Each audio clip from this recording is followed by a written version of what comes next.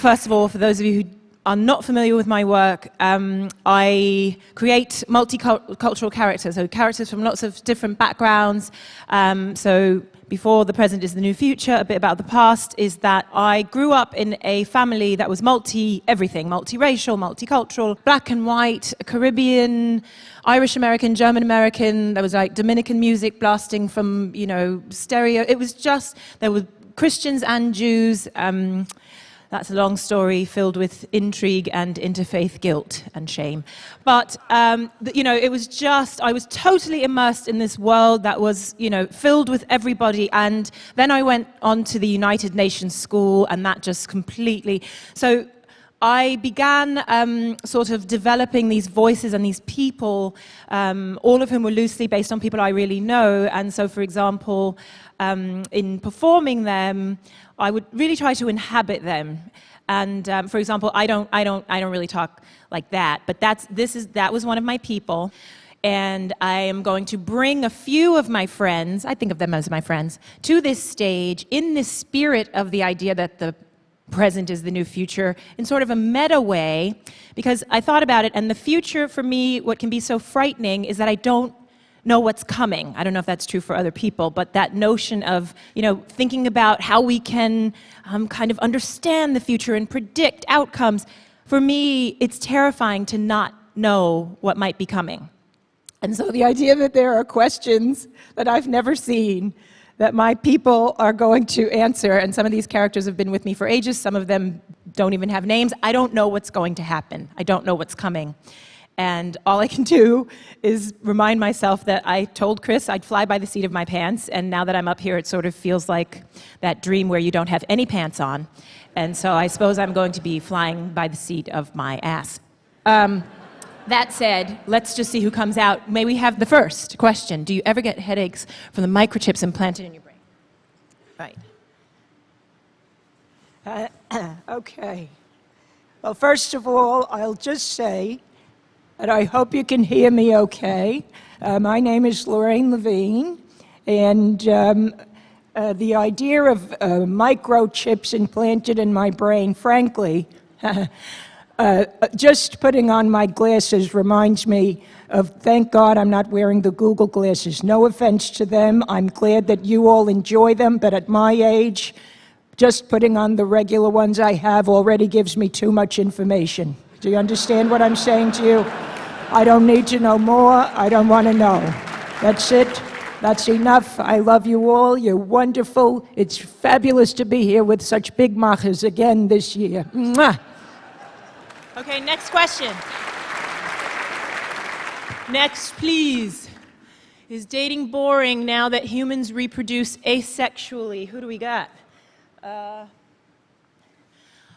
Hi, okay, hi everybody. My name is Nereida.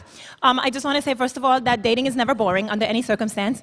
But I am very excited to be here right now, so I'm just trying to remind myself that, the purpose of being here and everything, trying to answer these questions, it is very exciting. But I just need to acknowledge that, TED, it's an incredible experience right now in the present. I just need to say, Isabel Allende. Okay, maybe it doesn't mean what it means. Of course it means something to you, but to me, it's like another level, okay? Because I'm Latina, and I really appreciate the fact that there are role models here, that I can really, I don't know, I just need to say that. That's incredible to me. And, sometimes when I'm nervous and everything like that, I just need to, say some affirmations that can help me, I usually just try to use the 3 little words that always make me feel better. Sotomayor, Sotomayor, Sotomayor.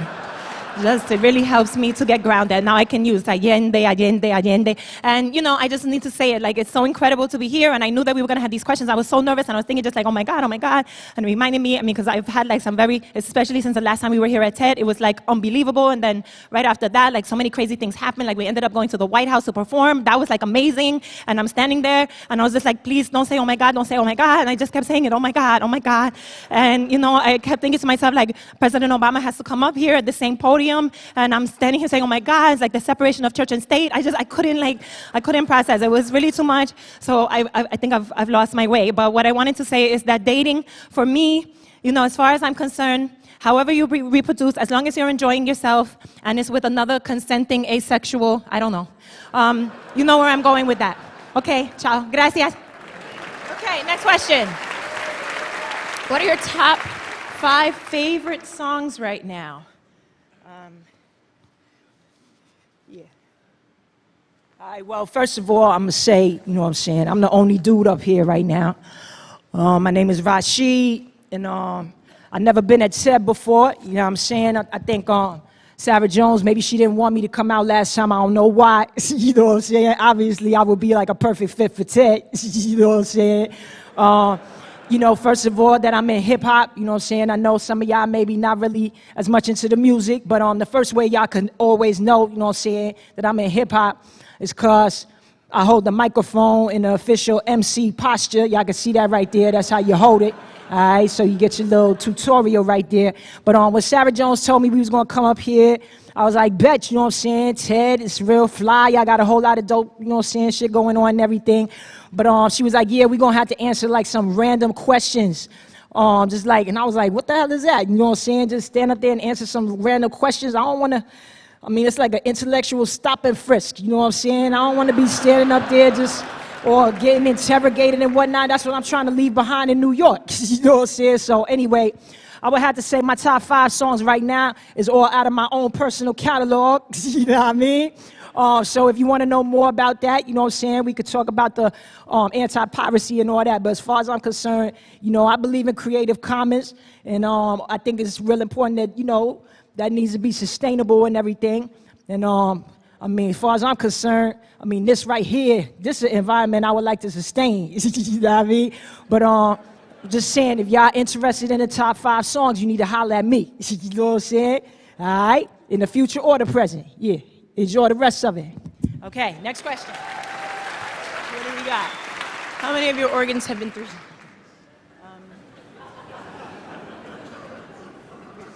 Well, I have to say that I don't know about how many of my organs have been 3D printed as such, but I can tell you that it is so challenging to me, you know, kind of thinking about this concept of the future and that, you know, all around the world, parents are kind of telling their small children, you know, please, you have to eat that. You know, I have slaved over a hot 3D printer all day so that you can have this meal, you know, that kind of thing. And of course, now that we have changed, you know, from the global south, there is a total kind of perspective shift that is happening around the, you know, you can't just say to them, well, there are starving children. Well, it is the future, but nobody is starving anymore, thank God. But as you can tell, I have kind of that optimism. And I do hope that we can continue to kind of 3D print. Well, let us just say, I like to think that even in the future, we will have the publication kind of, you know, all the food that's fit to print. But everybody, please do enjoy that. And again, I think that you do throw a cracking good party here at TED. Thank you. Okay, next question. What has changed? What has changed? Okay, it's like, I have to think about that. What has changed now that women run the world? First of all, I just want to say, and my name is Bella, I just want to identify myself, that as a feminist, I really find that you know, because I was born in the 90s and you know, there were a lot of women who were, as far as feminism was concerned, maybe they didn't understand that a feminist like me, I don't think it's required that you have to have a certain kind of voice or a certain way of presenting yourself to be feminist. Because I think that feminism can be really hot. And I think actually that it's really vital and important. The quotation I'm wearing is from Gloria Steinem. And I'm named Bella for Bella Abzug, who's obviously a really important feminist from history. And I just think that those women really represent that you can be vital and amazing, amazing. And you don't have to wear an Eileen Fisher kaftan just to prove that you're a feminist. Not that there's anything wrong with that, but my mom, she's why do you have to wear pants that objectify your body. I like my pants. Like, I like my voice. She's like, why do you have to talk? Like, talk like what? Like, I'm expressing myself. And I think that we have to, like, reach out, like, not only across, like, the different generations of feminists, but also, like, across the, like, vocal ranges. So that, like, because otherwise it's just, like, restriculous within feminism, which is just like a word that I created that means like so strict it's ridiculous. So that's my feeling about that. You guys are amazing, by the way. Okay, next question.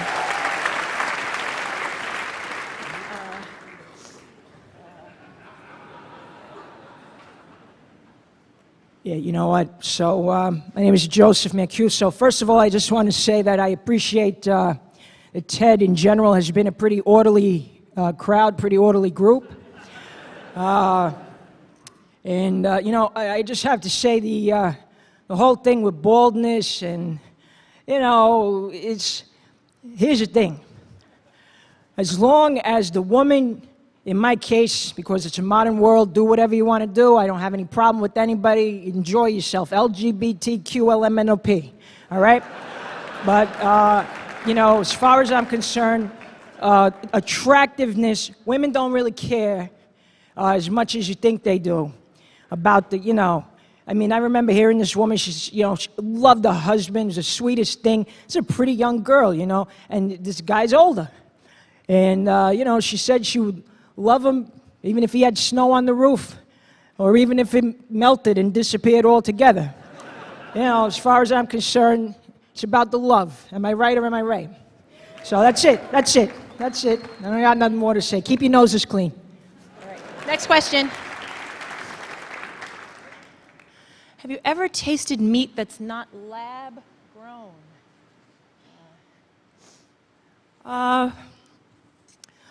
Well, I want to start by saying that this is a very difficult experience for a Chinese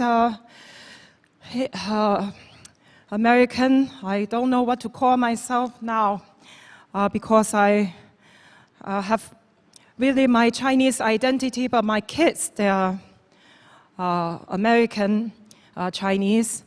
But it's difficult to try to express myself in front of audience of people like this. But if I have to give my opinion about meat, I think first the most important thing is to say that we don't have to have perfect food, but maybe it can also not be poison. Maybe we can have some middle ground for that. But I will continue to consider this idea, and I will report back maybe next year. Next. Will there ever be a post-racial world? Thank you for having me. My name is Gary Wiesel Head. I'm enjoy that. I'm a member of the Blackfeet Nation. I'm also half Lakota, but that is my given name. And no, even though it would have seemed like an obvious choice, no, I did not go into politics. Tough crowd. But I always like to just let people know when they ask about race or those kinds of things. You know, as a member of the First Nations community, you know, I'm probably not your typical guy. For example, in addition to being an activist, I'm also a professional stand-up comedian. And, you know, I'm most popular on college and university campuses. You know, whenever they want to do a diversity day or, hey, we're not all white week, you know, then I'm there Do I think there'll ever be a post-racial world? I think really you can't talk about race without remembering that it is a construct in certain respects, but also that until we redress the wrongs of the past, we're going to be turned around. I don't care if the present is the new future. And I think there's a lot of great people here at TED who are working to address that. So with that, if anything I've said today makes you feel uncomfortable, you're welcome. I think we have time for one more. What's the most popular diet these days? Who's here? Okay, well, I'm just going to answer this really fast as like 3 or 4 different people. I mean really fast. I'm just going to let y'all know that as far as diet is concerned, if you don't love yourself inside, there is no diet on this earth that is going to make your behind small enough for you to feel good. So just stop wasting your time. I would just like to say, as an African woman, that I believe the diet that we need is really to remove the crazy belief that there is anything wrong with a nice backside. No, I am teasing about that. There is nothing wrong with a woman of size. That is what I am trying to say. Women, celebrate your body, for God's sake. Stop running around starving. You are making yourselves and other people miserable. Last answer. So we talking about what's the most popular diet. I'm going to start off by telling y'all that this is my first time here at TED. I might not be your typical person you find on this stage. My dental work not as nice as some people. But I made Sarah Jones promise she gonna bring me this time. Because she didn't bring me before. But, I just want to say there's a lot of things more important than counting calories. And as somebody living on the street in New York and getting to come here, hear y'all ideas worth spreading, I want to tell y'all I believe in this idea that the present is the new future. That where you sit, you create everything that's going to come, for better or worse. And for me, I think homeless, the wrong word for it anyway. I might not have me no place to lay my head at night, but that does make me houseless. I have me a home. You do too. Find it and try to find yourself in there. Make sure you know it's not just about virtual or reality in space. That's wonderful, but it's also about the actual reality here on earth. How are people living today? How can you be part of the solution? Thank y'all for thinking about that right now in the present moment to influence the future. I appreciate it. Bye-bye. Thank you all very, very much.